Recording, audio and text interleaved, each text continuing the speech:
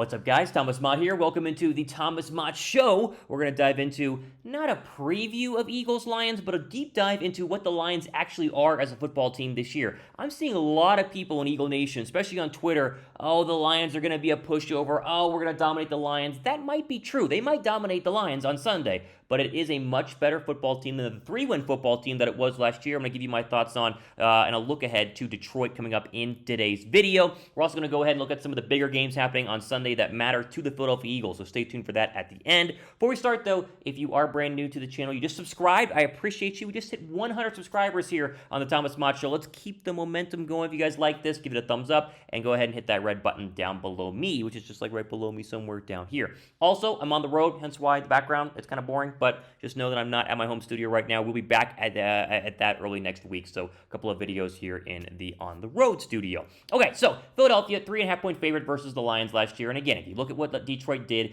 in 2021, they were a 3-win football team, and so Philadelphia, being one of the favorites in the NFC, or at least in my opinion, one of the favorites in the NFC, they should be able to roll the Detroit Lions, right? Well, if you go ahead and look at the Detroit Lions, what we're going to do today, the good, the bad, and the average for Detroit, they have some real pieces. Most notably, offensively, that is going to be a fantastic test for the Philadelphia Eagles. A great litmus test is going to be this Week 1 matchup. If the Eagles dominate Detroit, it's going to be like, okay, they might start rolling here looking really, really good. If they don't, or if they were to lose, they might have overlooked a team that's a lot better than, again, what their 3 wins said they were this past year. Okay, let's go ahead and take a look at the overall depth chart of the Detroit Lions up on your screen right now, courtesy of ESPN.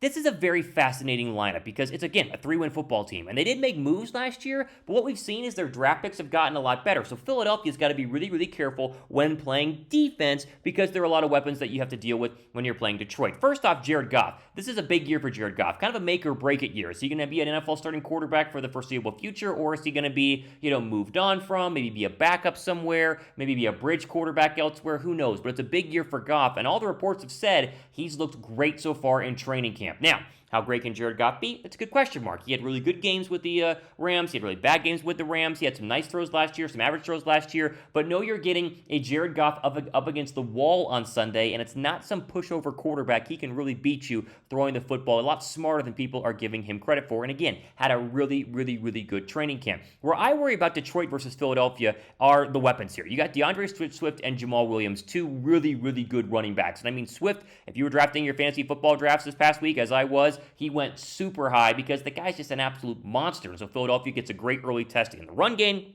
and then a great test against these wide receivers.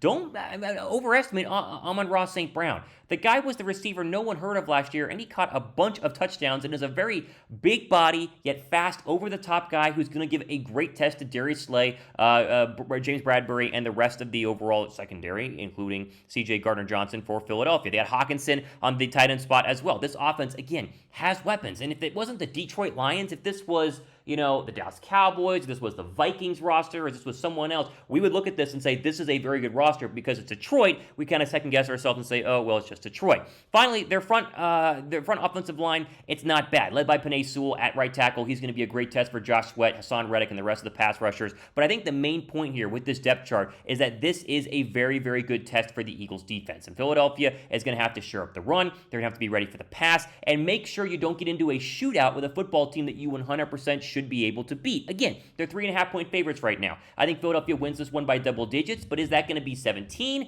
or is that going to go ahead and maybe be, 10 points in terms of their double digits? Very interesting to see how that is going to go overall. Do the Lions worry you guys at all? You guys worried about what Detroit is able to do? If you are, tell me how worried you guys are. I'm a little bit. I'm a little bit worried, and obviously we'll talk about the defense here in just one second. Now, if there was a position group that Philadelphia should 100% be able to expose with the Detroit Lions, it is their defense. And we go back to the depth chart here, courtesy of ESPN, and what we're looking for is real impact players. Now, they did draft Aiden Hutchinson, him versus Jordan Mailata, going to be a ton of fun. Lane Johnson on the other side to watch. But overall, the defense does lack some, let's just say, playmakers overall. I think Kaminsky is obviously, coming over from Atlanta as a backup pass rusher, going to mix him in there. Michael Brockers is a name you probably know and recognize, but not a lot of overall really good pass rushers, minus Aiden Hutchinson, but Aiden Hutchinson looks really, really good. I'm shocked he wasn't the number 1 overall draft pick in the NFL draft. Their linebackers are very beatable. If you watch Hard Knocks, you notice Malcolm Rodriguez. He has looked very, very good in training camp, but is still a 6th-round draft pick. And so how great is he actually going to be in his first actual NFL start during a real game? The linebackers are nothing to go ahead and write home about. And then you go to the cornerbacks in the secondary, and Jeff Okudah is kind of the big name there, but he's coming off a torn ACL. He hardly played last year as he was torn like week 3 or week 4 of the 2021 season. And so you can see Philadelphia really being able to attack this defense on multiple levels, running the football with their dominant offensive line, and obviously hopefully be able to go ahead and punish and work on the secondary, because Philadelphia has some of the best overall, let's just call it, wide receiver and weapons in the entire National Football League. I'm looking for A.J. Brown and Devontae Smith to really, really dominate and ball out here from an offensive perspective, and the running read option game of Jalen Hurts should definitely help. And if you go back to the defensive statistics for Detroit, again, hard to gauge the offense based on last year's performance. I think they got a lot better this offseason just because they all got a little bit older, whether it's Swift or whether it's Sewell or whether it's Amon-Ra St. Brown. They all got a little bit better this offseason. The defense, again, minus Hutchinson, is very similar to what it was last year, and that's at the very bottom of the league here. I mean, according to ESPN, you're looking at the total team defense in 2021, there's just not a lot here to really write home about. They gave up 379 yards per game. They gave up 244 through the air on average, $135 on the ground. They gave up a lot of points at 27.5. And so, as we talked about a little bit earlier, the fear is that the Detroit offense is going to be able to go ahead and make some moves, but the Detroit defense should be able to slow down Philadelphia, or not be able to slow down Philadelphia's offense, and the Eagles should look pretty darn good, at least scoring the football. My overall prediction for this is very, very simple. I'm going Eagles 27 and Lions 17.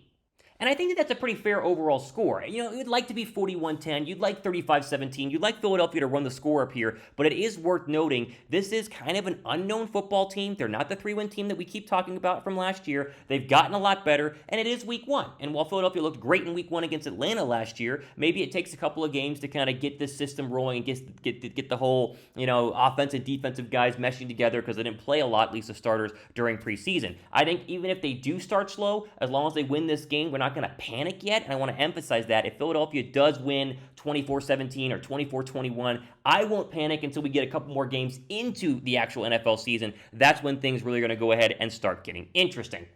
Okay, now, before we go ahead and end today's video, again, looking at Detroit from a multiple perspective scenario playing Philadelphia on Sunday, I want to give you guys a couple of games that you should 100% watch in terms of Sunday afternoon after the Eagles game that do necessarily affect the Eagles. And we can look at these right now. Not a lot in terms of the actual noon games happening, now whether it's on Fox or CBS or wherever it is, but the two I'm looking at here are Green Bay and Minnesota. That's at Minnesota in terms of the afternoon game, the game of the week on Fox, mainly because I want to know what this Viking team is. You got to have the Vikings come to you on week 2, Monday Night Football, and a lot of people think the Vikings are one of the best teams in the NFC. How do they stack up against Aaron Rodgers? That's one I'm definitely keeping my eye on. And of course, the Sunday nighter, Tampa Bay versus the Dallas Cowboys. What is Dallas this year? Remember Dallas on opening night? Last year, they looked really, really good against Tampa and then kind of, struggled the next couple of weeks. Is Dallas actually going to be a threat in the NFC, or will they get rolled by Tom and Tampa Bay? That is going to be a great, great test and a really good game overall, in my opinion. So there you go. Listen, I think right now, we're looking at a very winnable game on Sunday, and I've said that the entire time. But I just don't want to overlook Detroit, because Detroit